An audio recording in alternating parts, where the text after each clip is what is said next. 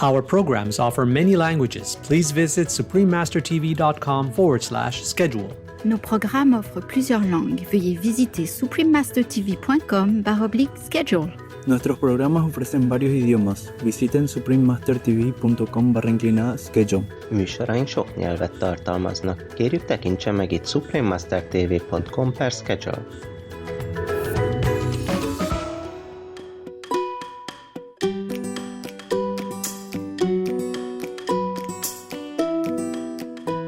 Like you spent 5 minutes just holding clay in your hands and manipulating it in some fashion. How did that make you feel? And often people cry because it's a tactile medium. So it's a very early stage in our development, pre-verbal and all of that. And it just opens up things. Continue watching to find out more.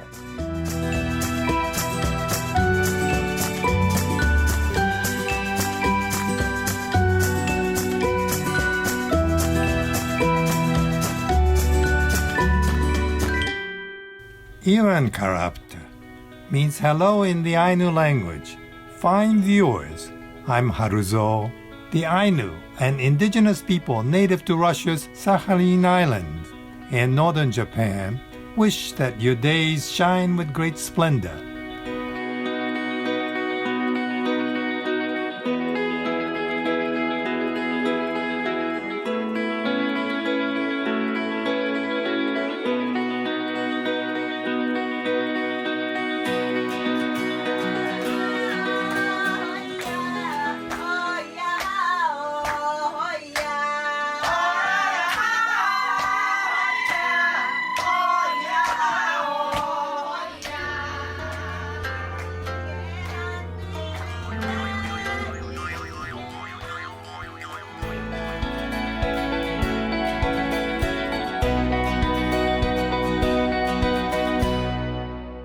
Welcome to today's program, Healing Through Playing with Art therapist, Joan Stanford, vegan, part 1 of 3.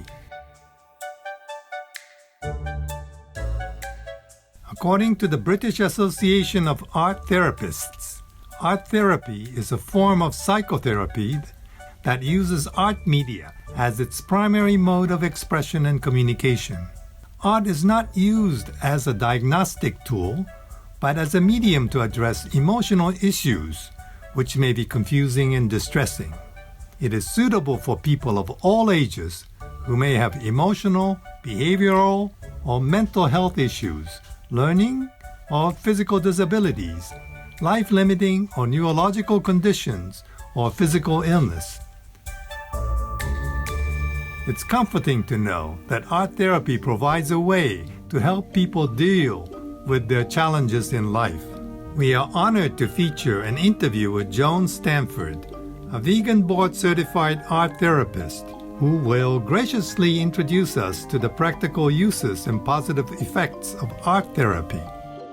Joan is the author of The Art of Play, Ignite Your Imagination to Unlock Insight, Healing and Joy, and co-founder of the Mendocino Center for Living Well in Mendocino, California, USA.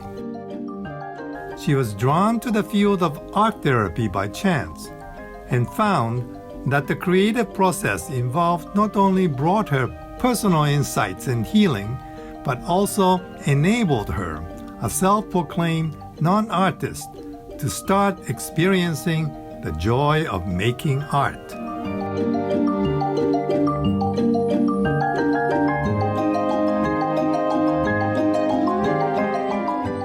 Joan has been honored with the Making a Difference for Women Award from the women's empowerment group Soroptimist International for an art-based curriculum that she co-created and taught at local schools.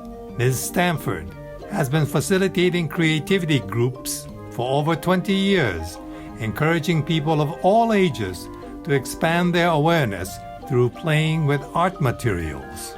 She also offers imagination play shops at her wellness center.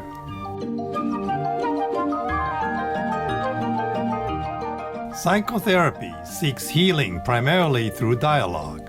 But for people who are not able to or do not wish to express their feelings and thoughts in words, art therapy provides an alternative option.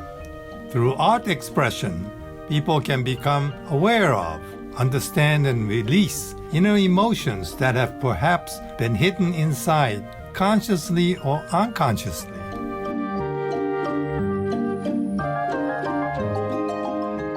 How does an art therapist enable people to feel comfortable enough to be willing to share what is troubling them inside? Let's hear how Joan conducts the beginning of her art therapy sessions. So when they first come in, we usually start just having a conversation about what their expectation is if they have one, and if they ever did any kind of creative thing with art. And then I have them come over to this table with all these different objects. This is my warm-up exercise, and I have them pick 3 things. But I always tell them there's no rules when they come here, so they can pick 4 if they want, or if only 1. And then I have them come over to the table and we do this free writing exercise. And we take a piece, I'm just going to grab this. And most of them have some symbolic, like a broom, could be sweeping clean or whatever. And then one at a time, they write a couple of sentences from the I am place. Like, I am a timepiece. I help people plan. And they're just letting something come to them. And then the second part of that warm-up exercise is I ask them to see if the 3 pieces have any kind of story that they want to tell to connect them.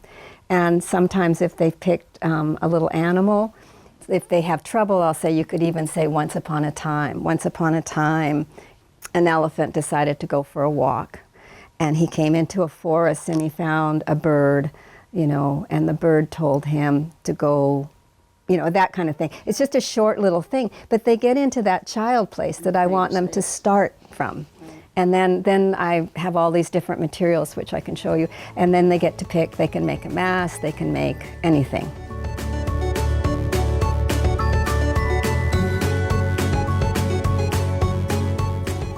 We'll be right back after a constructive message.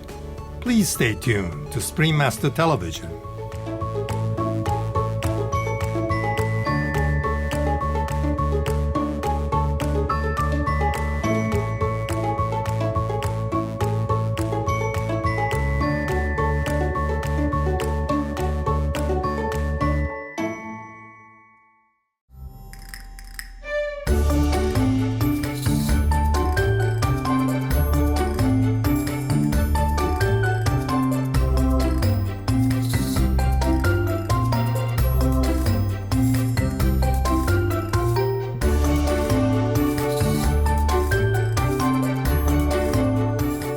Welcome back to our program. Let's continue to learn more about art therapy. Any type of visual art and art medium can be applied in the process of art expression, including painting, drawing, making collages, sculpting, photography, and digital art. Joan shared a few examples with us, giving us an idea of how they work and their characteristics. So that's important, to let the person choose what medium they want to work with, what color paper. And I would have black paper, white paper, and oil pastels, different things. For me, I do collaging. And I just pick images or even just scraps of paper, just colors and textures. And then I have a conversation with it. I let the piece say something to me. But different people gravitate to different things. I've worked with people that they just work with clay, and they'll just, or any of those mediums that are like clay that you can buy, that you can just hold it in your hand and spend some time with it. And the directive that I was taught in my training was to, hold it in your hands as though it was your heart or you, something so you're very gentle with it. And maybe you end up just creating a ball with it. You just don't do anything. Or maybe just coil and make a snake or something. But you're spending that time just in touch with yourself if you've set that intention. There's no product, let's say, but when you reflect on it, which to me, I haven't really said that, but to me the important process is the reflective piece. You just would reflect on how that was for you, like you spent 5 minutes just holding clay in your hands and manipulating it in some fashion. How did that make you feel? And often people cry because it's a tactile medium. So it's a very early stage in our development, pre-verbal and all of that. And it just opens up things. And then they write about that, and they might think, oh, I'm feeling very unappreciated, and I don't know how to broach that with my partner. I mean, just from holding something for a few minutes. It's amazing to me. It's always amazing to me.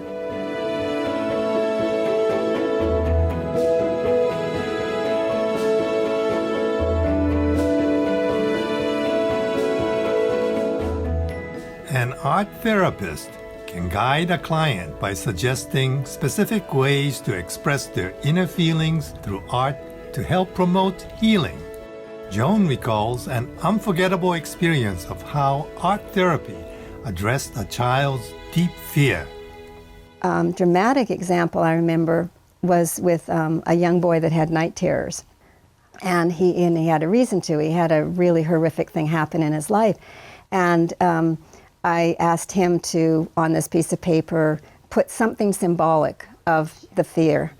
So he put, I don't even remember what he put exactly. And then I said, well, now fold that up. Hide it, fold it up, take care of it. So he folded it up. I said, does it feel any better? And he said, no. And so then he put it in a box, and then he wrapped the box. I mean, we went through several layers of containing this fear that was totally consuming him. I think he put it in the box, maybe a bigger box, and he contained it and kept it so that it felt really safe. Then he left it with me. I don't remember how immediate it was, but over the next few weeks, he stopped having the night terrors.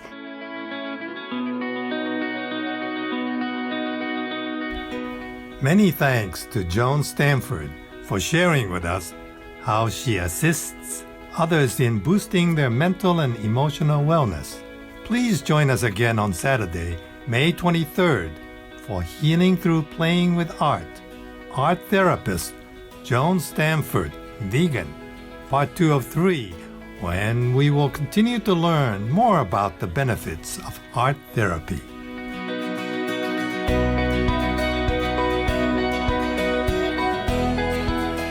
For more information about Joan Stanford and her book, The Art of Play, please visit joanstanford.com. Gracious viewers, we're honored to have you with us today for our program. Up next is Remember Your True Nature, Live Like a Saint, part 1 of 5 on Between Master and Disciples, right after noteworthy news. May you be embraced by heaven's abundant love every day.